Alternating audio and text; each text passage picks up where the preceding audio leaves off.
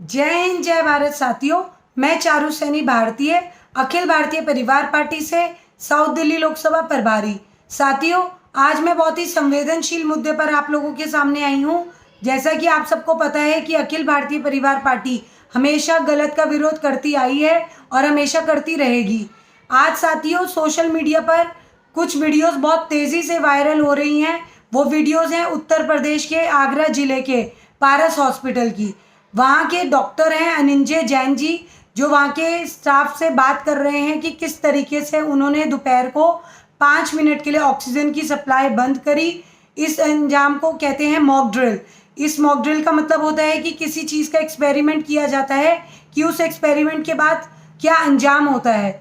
तो उन्होंने कैसे जिंदगियों के साथ खेला, वो अपने मुंह से खुद बता रहे हैं कि उन्होंने 5 मिनट के लिए ऑक्सीजन की सप्लाई बंद कर दी और जितने भी सीरियस पेशेंट थे 22, उन सबकी एकदम से मृत्यु हो गई। और बाकी जो 74 पेशेंट बचे, उनके फैमिली मेम्बर्स को उन्होंने कहा कि आप लोग ऑक्सीजन सिलेंडर्स का इंतज़ाम कर लीजिए, क्योंकि ऑक्सीजन सिलेंडर्स जो हैं अवेलेबल नहीं है हॉस्पिटल में। तो अखिल भारतीय परिवार पार्टी का ये मानना है कि इस हॉस्पिटल का लाइसेंस एकदम से रद्द कर देना चाहिए। और जो ये डॉक्टर हैं अनिंजय जैन जी, इनका भी जो डिग्री है वो तत्काल भाव से उनकी डिग्री भी कैंसिल कर देनी चाहिए। साथियों, अब आप देखिए कि जिस डॉक्टर्स को हम लोग ईश्वर का दूसरा रूप मानते थे, उन्होंने कैसे हम सबकी ज़िंदगियों के साथ खेलना शुरू कर दिया है। उन लोगों के लिए हम अब इंसान नहीं रहे, अब हम लोग उन लोगों के लिए एक पैसा बनाने का ज़रिया बन गए हैं। वो लोग सिर्फ यही सोचते हैं कि पेशेंट आया है और उससे किस तरीके से उससे पैसा कमा लिया जाए, उसकी आर्थिक स्थिति को कैसे चूस लिया जाए।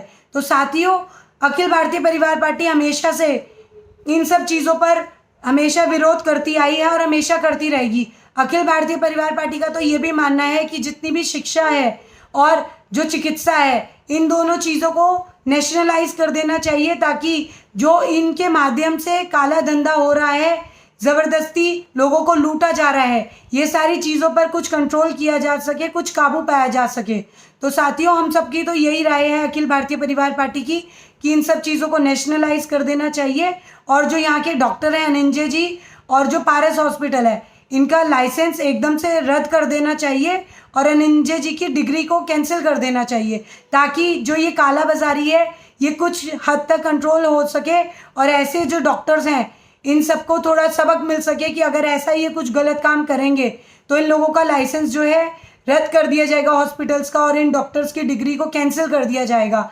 तभी ये लोग कुछ हद तक कंट्रोल में आएंगे। नहीं तो इन लोगों ने तो इन जिंदगियों को भी अब धंधा बना लिया है, सिर्फ एक पैसा कमाने का जरिया बना लिया है। साथियों, हमारा ये कर्तव्य बनता है कि जब भी कुछ गलत होता है तो हमें उसके खिलाफ आवाज़ उठानी चाहिए। ये जो हमारे मोदी जी हैं और जितने भी अभी लोग नेता हैं और जितने भी लोग शासन में बैठे हैं, उन लोगों को ऐसी चीज़ों को रोकना चाहिए ताकि आगे ऐसी और चीज़ें ना हो सके।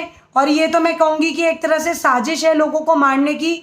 मैं मानती हूँ कि कुछ लोग कोरोना की वजह से उनकी डेथ हो रही है या कुछ ज़्यादा सीरियस हो जाते हैं, उनकी वजह से उनकी डेथ हो रही है।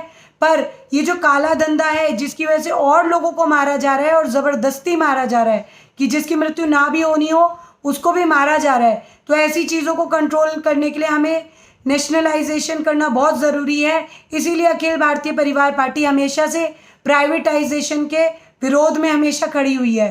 साथियों, ऐसी चीज़ों को रोकने के लिए आप लोग भी आवाज़ उठाइए, क्योंकि अगर हम लोग आवाज़ नहीं उठाएंगे तो ये दिन ब दिन बढ़ती जाएंगी और इन सब का असर हमारी ही लाइफ पर पड़ेगा।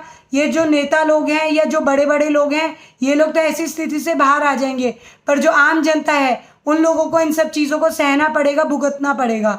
तो आप लोग आवाज़ उठाइए।